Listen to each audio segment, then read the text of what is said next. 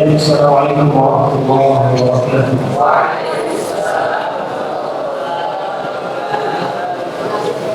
الحمد لله رب العالمين، والصلاة والسلام على رسوله الأمين نبينا محمد صلى الله عليه وسلم تسليما كثيرا مزيدا. اللهم علمنا ما ينفعنا وانفعنا بما علمتنا وزدنا علما وصلاحا يا رب العالمين.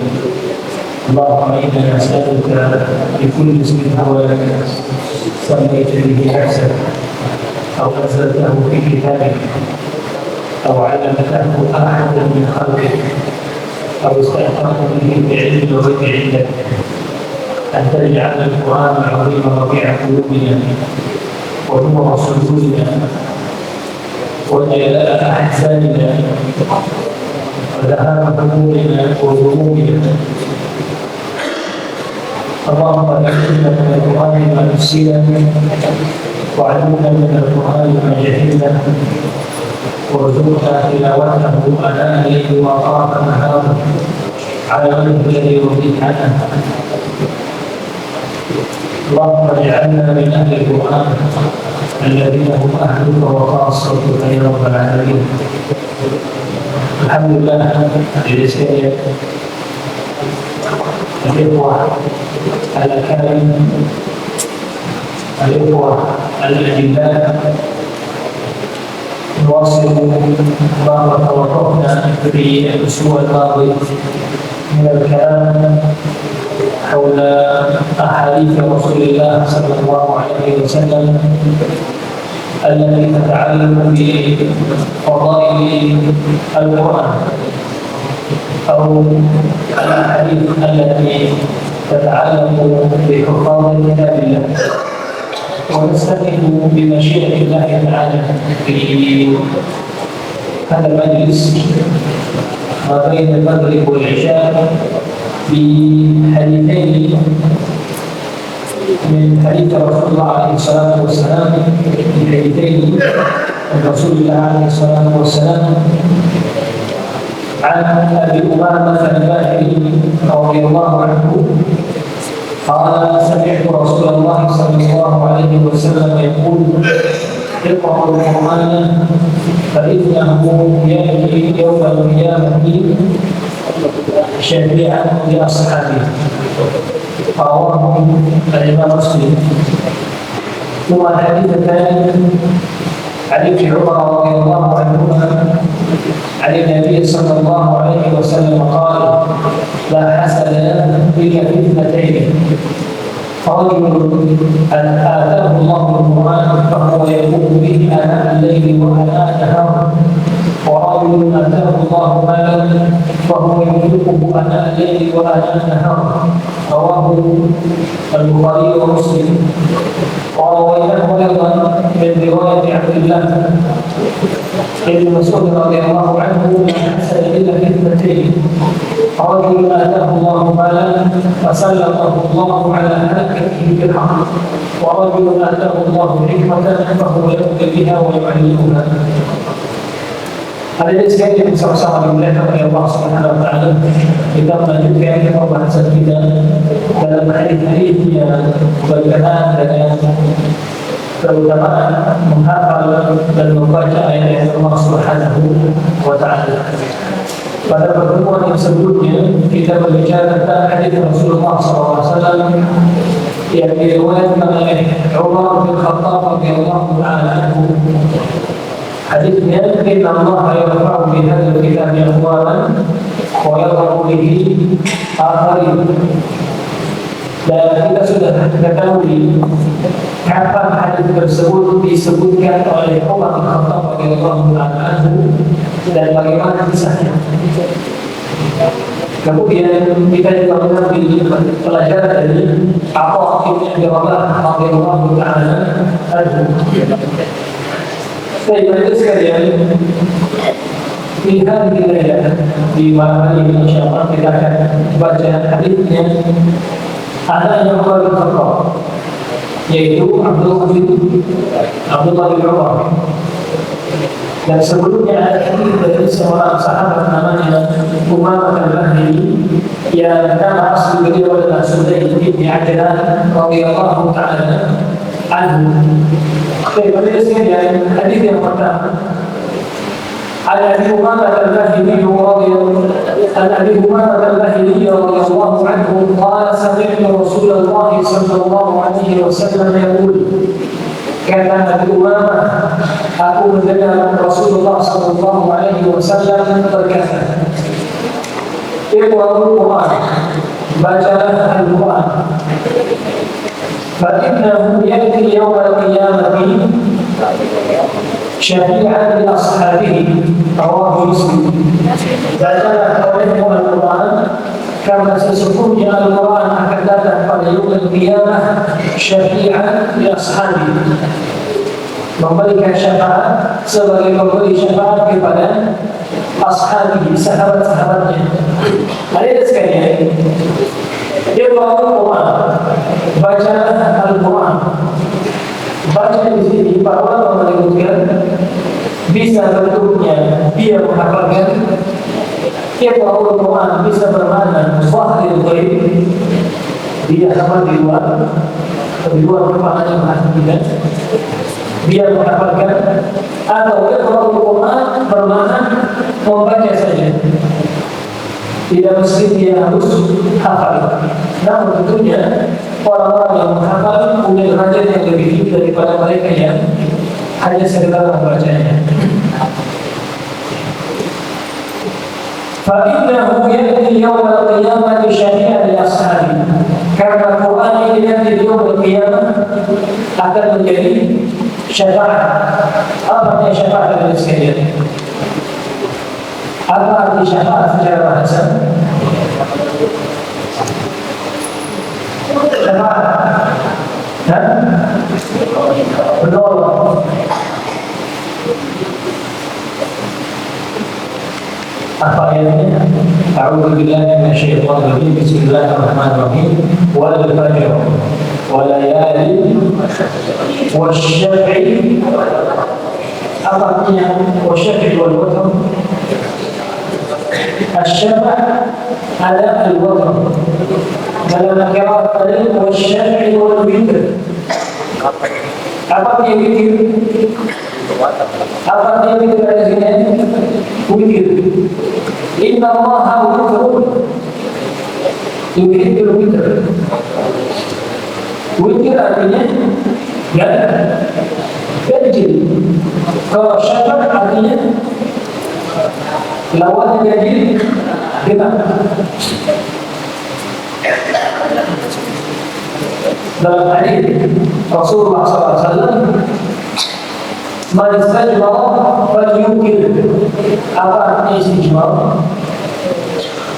Kalau misalnya bahasanya anak usul pada terdahulu boker atau boker besar. Apa artinya boker? Boker ini istilah boker besar berarti. Kalau boker besar kemudian tidak mendapatkan air, maka apa yang harus dilakukan setelah buang air besar? Tidak ada air. Jadi, bahasa apa tadi? Esokan. Dari.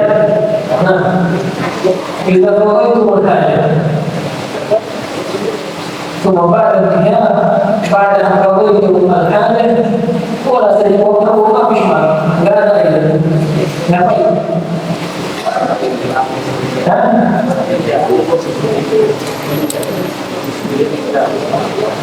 Biarlah istijmar. Ada yang bilang ambil dedaunan atau rambutan, kemudian digosokkan. Istijmar itu apa?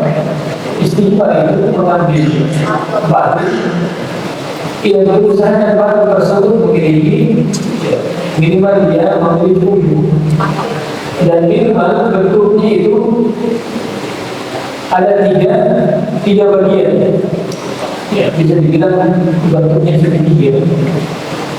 Sehingga manistajmar falyukir. Para siapa yang beristijmar, maka harus usahakan ganjil.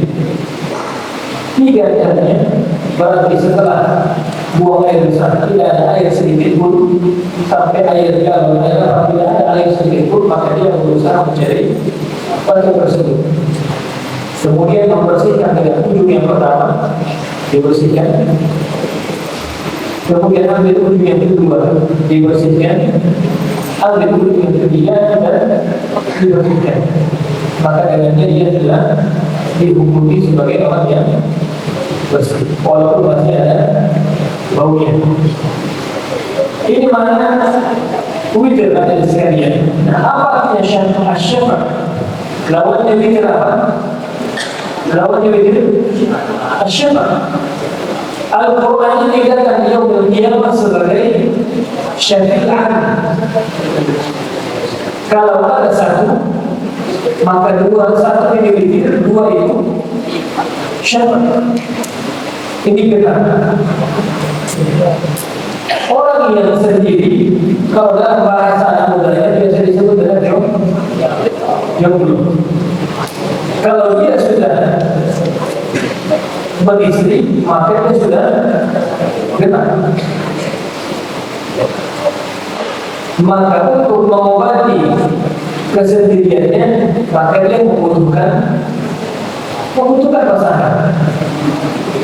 Al-Quran ayat sekalian ini secara bahasanya akan menjadi penolong, akan menjadi sahabat, akan menjadi penenang hati di yaumul qiyamah bagi mereka-mereka yang membacanya. Syafaat pemberi bantuan, syafaat pemberi pertolongan. Dia akan memberi pertolongan. Apakah pertolongan itu dari Al-Quran? Maka kita jawab, "Man alladhi yashfa'u 'indahu illa bi'idhnihi." Bagaimana syafaat? Antara syafaat dari Al-Quran, syafaat dari kawan yang saleh, syafaat dari Hajar al-Aswad, semuanya itu tergantung dari izin daripada Allah Subhanahu wa Ta'ala. Syafaat dari ashab ini jangan mufradnya masjidani masajidun. Kalau ashab apa sahibu kawan.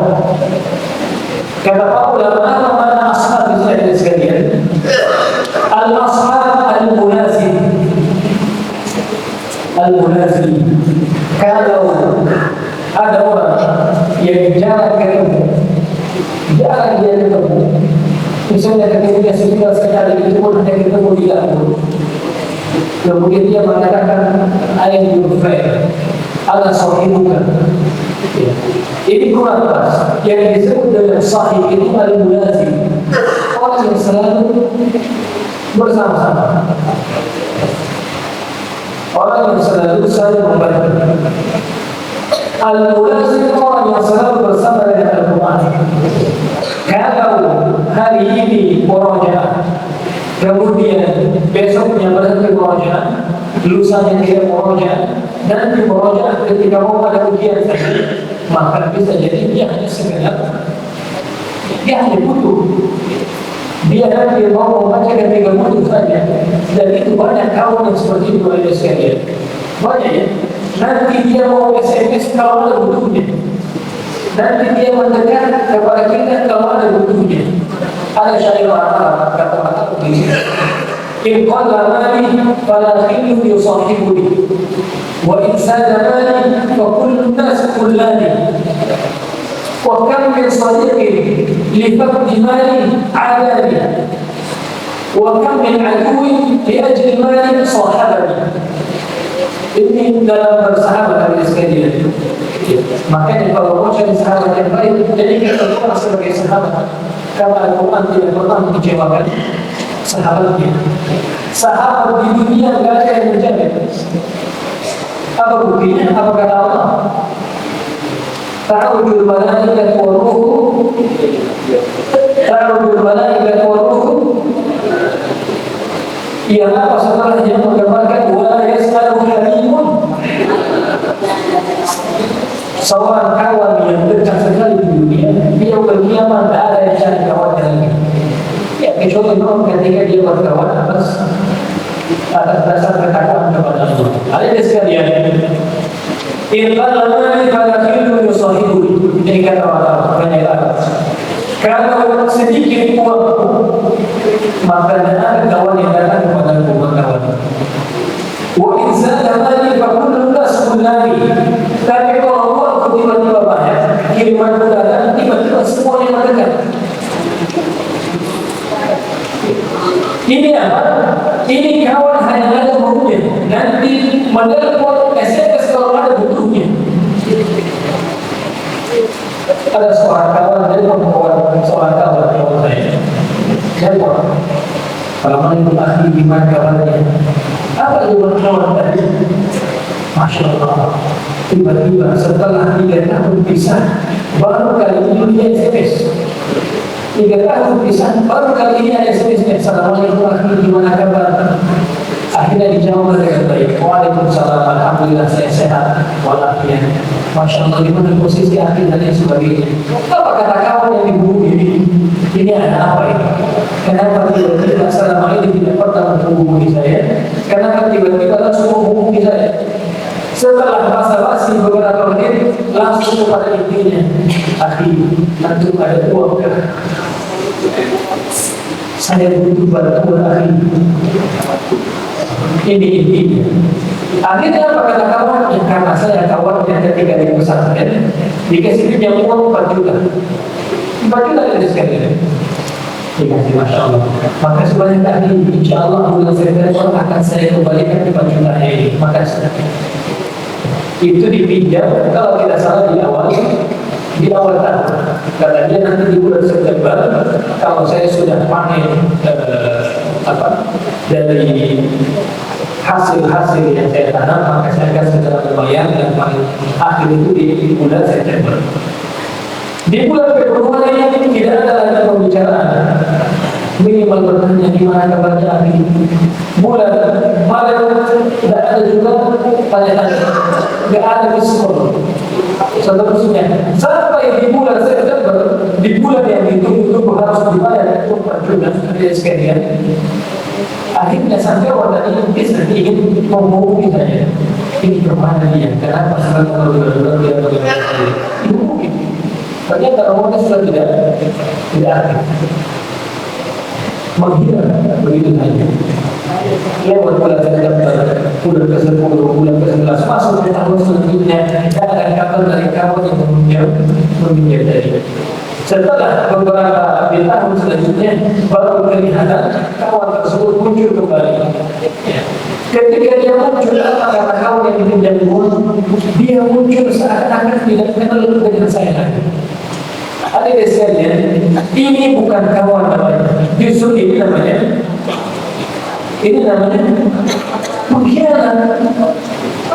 Kalau kita mau jadi kawan Al-Quran, maka jadikanlah Al-Quran di setiap waktu. Maka kata Imam Syafi'i, wa khairu jalisin la yu'allu hadithuhu wa tabdaluhu yazadu fihi tajammul. Quran itu sebaik-baik kawan dulu yang tidak pernah akan mengecewakan kawannya. Quran itu kawan yang tidak pernah mengecewakan. Bahkan dia sudah menjanjikan nanti di yaumul qiyamah saya akan tolong kamu. Maka itu ketika dia kita akrab. Betul. Ia bukan kawan.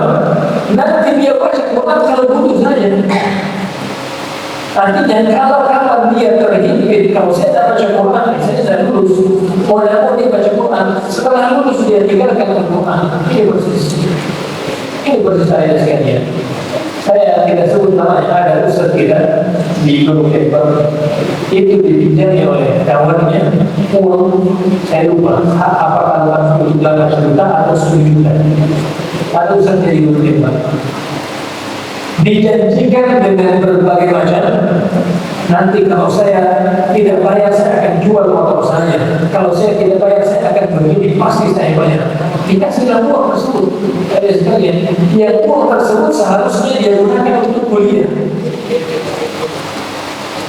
Beberapa bulan, beberapa tahun sampai hari ini utang itu belum dibalas, utang itu belum dibayar. Seingat saya bukan tersebut dipinjam pada tahun 2012 ada sekalian.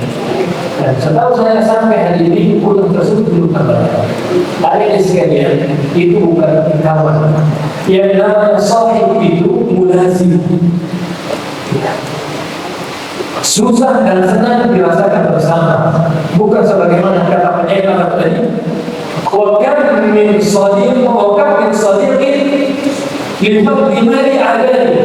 Banyak betul kawan ketika habis harta atau habis kirimanku tiba-tiba memusuhi saya.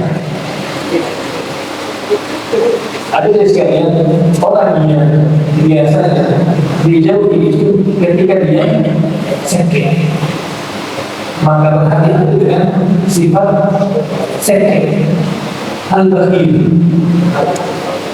Hati-hati. Ada saya punya kawan yang saya sebutkan ini dalam kawan. Saya tahu kawan tersebut juga. Ada sekalian yang sama-sama diberitakan oleh Allah Subhanahu wa taala, kita melanjutkan fa'innahu ya'ti yawmal qiyamati syafi'an li ashabihi. Karena Quran ini akan jadi syafaat bagi sahabatnya. Sahabat itu mulazim, bukan sahabat yang nanti datang ketika ada butuhnya. Jangan juga bermakna dia sekalian. Misalnya tiba-tiba ada kawan yang belum pernah ketemu, tiba-tiba menghubungi, lalu kita jawab, oh gitu ya. Kalau nanti hubungi saya ketika kamu butuh saja dengan saya, jangan dijawab dengan jawab seperti ini. Kalau dia tiba-tiba meminta uang yang banyak, ya jawab saja. Saya tidak bisa kasih pinjam kamu uang, tapi saya punya uang sedikit, ini saya kasih. Pernah dimintai oleh seorang kawan, baru bisa bantu. Saya bilang, insya Allah saya bisa bantu. Saya butuh uang 5 juta. Saya butuh uang 5 juta, ingin bayar ini. Saya punya uang 4 juta.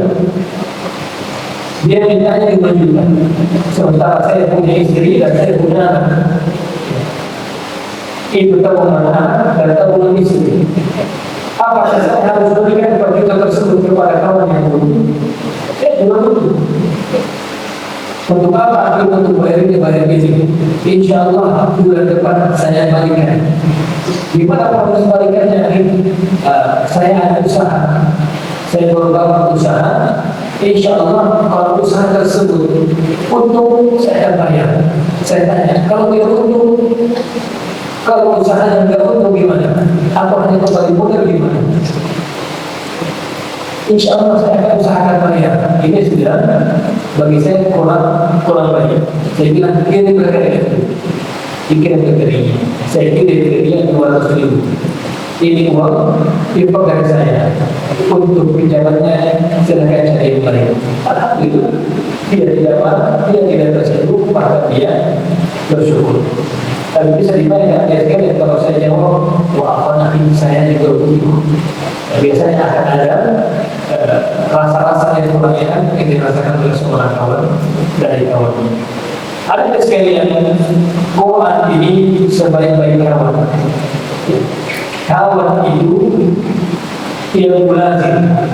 Kawan itu yang siap menasihati di waktu sulit dan di waktu senang. Kalau ada kawan, makanya katakan, kalau mau lihat kawan, maka puji mereka dalam masa umur. Kalau mau puji kawan, puji dalam masa umur. Ketika habis uang dan punya apa-apa, lihat mana kawan dia masih bertahan, itu kawan.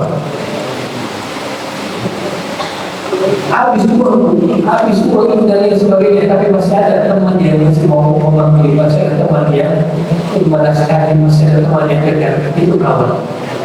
Maka pegang pundaknya, jaga dia. Tapi kalau ada yang hanya datang ketika banyak uang, ketika uang sudah habis dia pindah ke tempat yang lain yang lebih banyak uangnya, maka dia pastikan dia bukan kawan. Kemudian hadis yang kedua dari sekalian, Quran ini akan menjadi syafaat. Kata Imam Syafi'i rahimahullah taala, وكيف الفتى يرتاح في ظلماته من القبر يلقاه سنة متهدئة. Ada pemuda yang rajin membaca Al-Quran ketika di dunia, nanti di yaumul qiyamah kelak dia akan dikagetkan dengan Al-Quran yang akan datang kepadanya dalam kegelapan kuburnya. Ada yang sekarang dikatakan kepada hadis yang kedua. Ali bin Umar radhiyallahu anhuma, Ali Nabi sallallahu alaihi wasallam qala la hasada illa fi ithnatayn.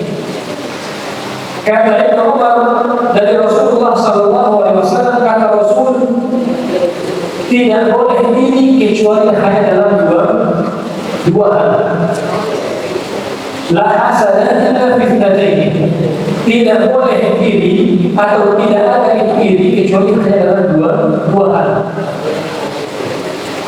Sedangkan dari sekalian, hasad itu atau iri itu ada dua. Iri itu ada dua. Yang pertama namanya hasad. Hasad artinya tamanna zawal nikmat Allah, atau ia menginginkan hilangnya kenikmatan dari orang lain. Itu hasad. Contoh, ada orang punya sepeda, tiba-tiba dia temannya punya sepeda. Yang namanya hasad itu, dia menginginkan agar sepeda itu hilang dari kawannya. Itu namanya hasad.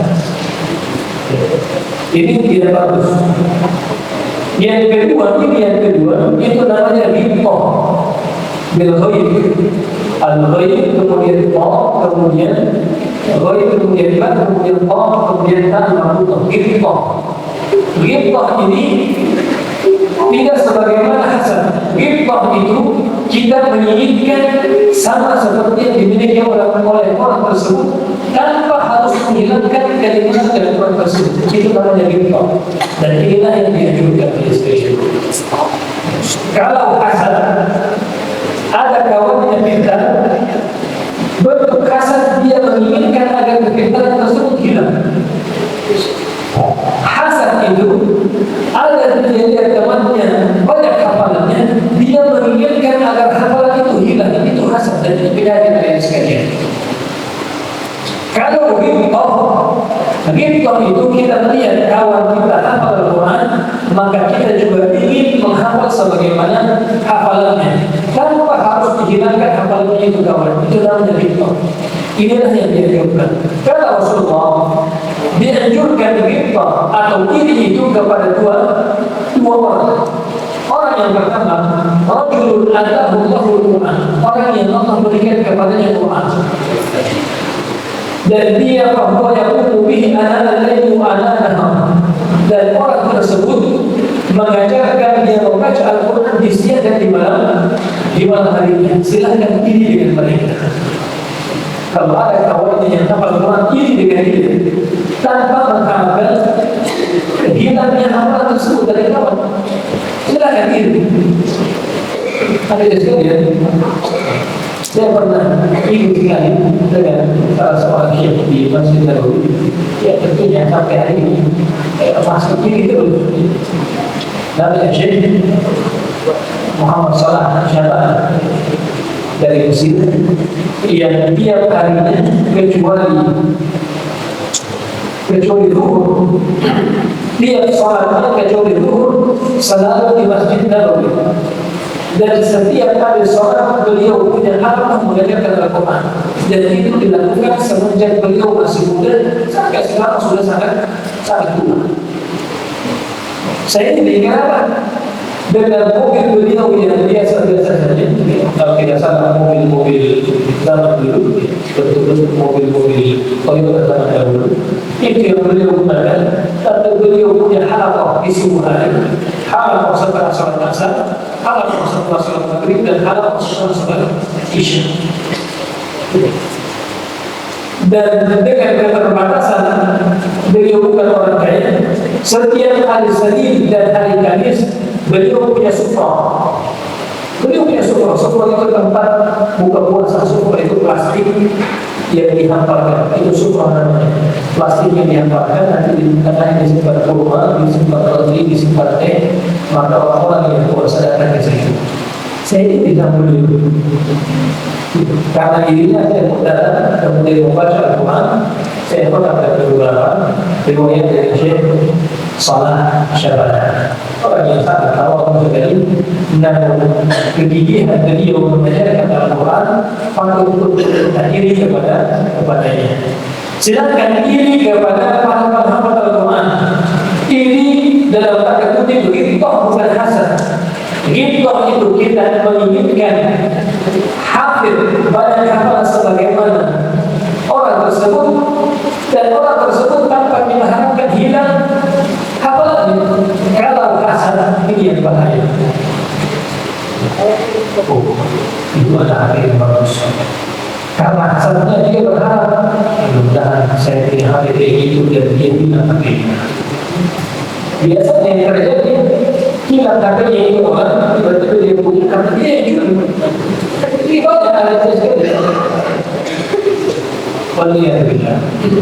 Kemudian ada orang yang pertama paham Al-Quran, yang kedua adalah rajulun atahullahu malan, orang yang dikasih fulus, khala, uang yang banyak. Namun dengan uangnya yang banyak, bahwa yunfiquhu ana al-layli wa ana an-nahar, dia selalu berinfak. Ada sekalian, teman-teman di Madinah itu sangat iri dengan ada seorang warga yang miliarder Arab. Kalau miliarder di Indonesia itu kecil uangnya, karena kalau 1 miliar di Indonesia itu masih kecil hitungannya di Saudi. Tapi kalau dia sudah disebut miliarder Arab, berarti sudah banyak sekali uangnya. Ada salah seorang miliarder Arab yang sangat soleh sekali, namanya Syekh Yusuf Al-Qata'i. Yusuf Al-Qata'i. Tanya semua mahasiswa Madinah, pasti kenal dengan namanya Syekh Qutair. Syekh Qutair namanya. Syekh Qutair ini biasa mengadakan kajian seperti ini sekalian. Semua mahasiswa yang mau datang silahkan datang. Setelah diisi kajian akan ada pertanyaan. Siapa yang bisa jawab pertanyaan, dia akan dapat 500 rial. 500 rial itu berapa? 2 juta. Dan itu tidak satu orang yang akan ada sekalian. Dan Syekh Qutair ini, apa yang beliau lakukan? Setiap bulan pada bulan Hijriah, bulan Muharram, Safar, Rabiul Awwal, pada bulan Hijriah, pada hari Senin di awal bulan, minggu pertama hari Senin pada awal bulan Hijriah, itu biasa di kampus kosong. Di kampus kosong, kecuali mungkin orang-orang yang kaya aja, baru dia tetap sholat di kampus. Kampus kosong dari sekalian, subuh hari Senin pada awal bulan Hijriah. Artinya bulan Hijriah, hari Seninnya kosong kampus biasanya. Biasa mungkin beberapa saja yang sholat di kampus. Kenapa? Semuanya akan berangkat sebelum sholat subuh ke hotelnya Syekh Qutair. Ribuan mahasiswa datang ke situ, ke tempat parkirannya itu, bahkan sholat subuh di situ biasanya. Kenapa? Nanti setelah sholat subuh akan datang Syekh Qutair membawa amplop. Amplop tersebut isinya di dalamnya itu ada uang 150 rial, kemudian ada nasihat, tulisan nasihat yang akan diberikan kepada secara cuma-cuma kepada semua mahasiswa. Ribuan mahasiswa. Siapapun yang datang, selama dia belajar sama dikasih semuanya ada sekalian. Dan itu dilakukan tiap bulan. Tiap musim haji, beliau memberangkatkan semua para pekerja yang belum haji. Dan haji di Arab Saudi itu mahal. Jangan dikira orang yang tinggal di Arab Saudi itu bebas melakukan haji. Bahkan orang Makkah harus punya izin haji. Beliau berangkatkan, dan setiap hari, bukan tiap hari Senin kali, setiap hari beliau menyiapkan siapa saja yang berpuasa. Puasa itu bukan puasa Senin kali sekalian, yang penting tiap hari disiapkan makanan setiap perjalanan maghrib. Namanya Syekh Yusuf Al-Qata'i. Semua mahasiswa ini sekali dengan beliau. Ya. Kenapa? Sebaik-baik harta ketika harta tersebut dipegang oleh orang-orang yang saleh. Dipegang oleh orang-orang saleh. Ada sekalian, silahkan iri kepada mereka. Iri yang pertama, iri kepada penghafal Al-Quran, mengharapkan agar bisa juga seperti mereka, dan iri kepada orang yang punya harta, namun harta tersebut digunakan untuk kebaikan. Ketika ingin pulang tahun 2019 sebelum COVID, setelah haji, saya ingin pulang. Di akhir tahun 2019 saya pulang dari Saudi. Saya punya tiket gratis, tapi istri dan satu anak itu tidak punya tiket gratis. Mau tidak mau harus punya uang sendiri untuk belikan istri tiket.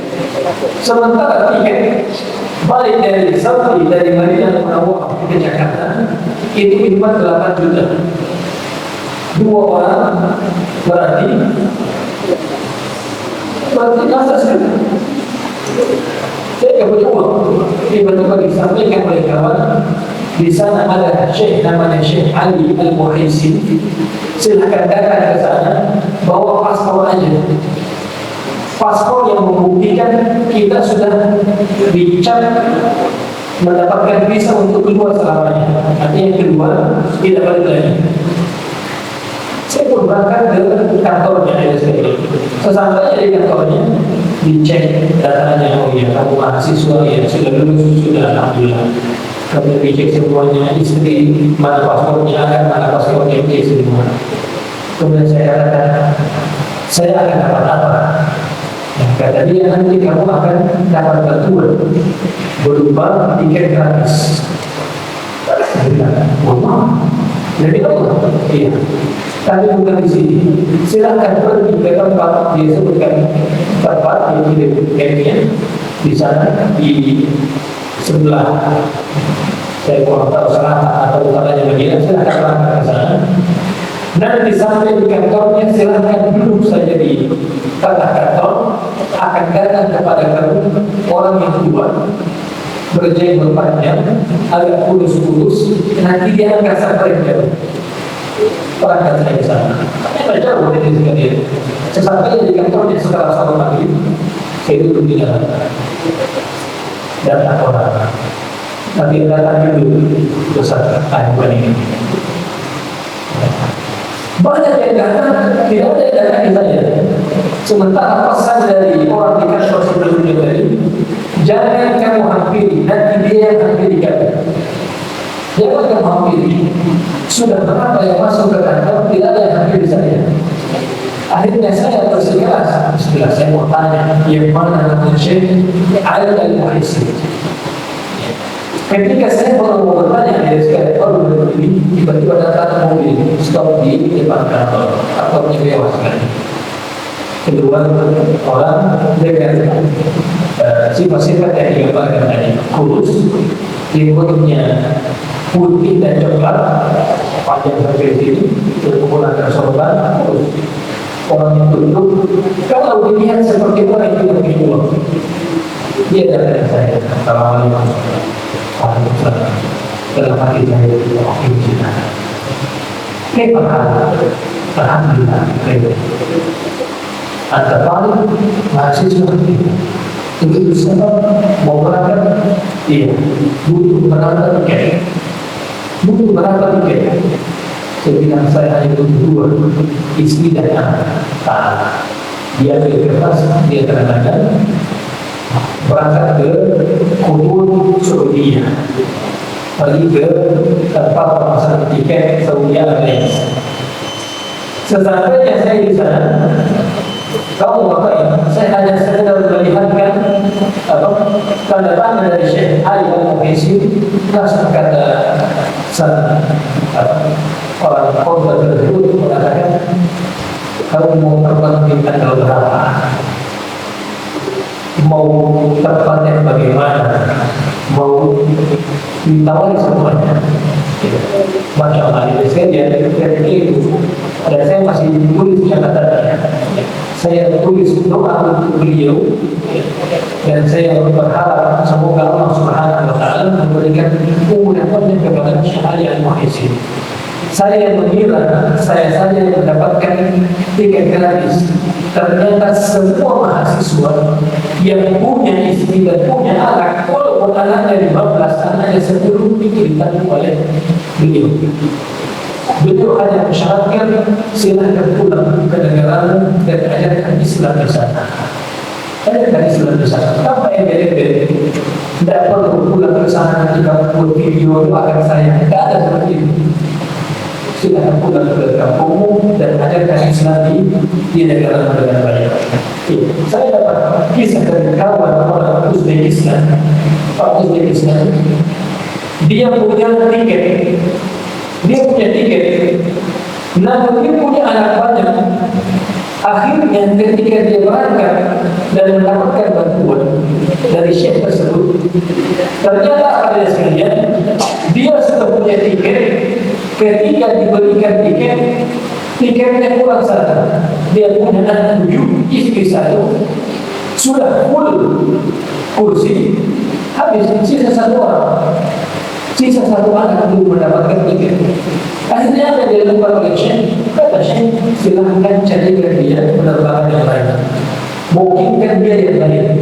Akhirnya tiket sama siswa tadi itu harus dimungkinkan dia Turki Airlines.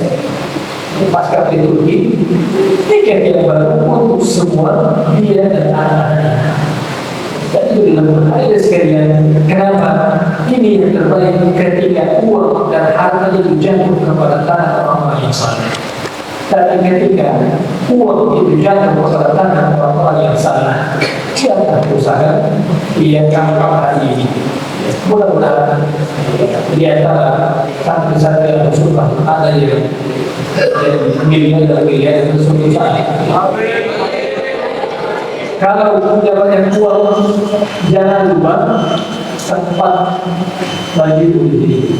Kalau punya banyak uang, jangan lupa dapurmu itu. Kalau punya banyak uang, jangan lupa mobil-mobil yang engkau gunakan untuk buang sampah. Kalau punya banyak uang, jangan lupa guru. Jangan jadi kaca yang berubah pada Tuhan. Kira-kira itu sekali yang kita bahas pada pembahasan kita kali ini. Wassalamualaikum warahmatullahi wabarakatuh. Alhamdulillahirabbil alamin. Wassalamualaikum warahmatullahi wabarakatuh.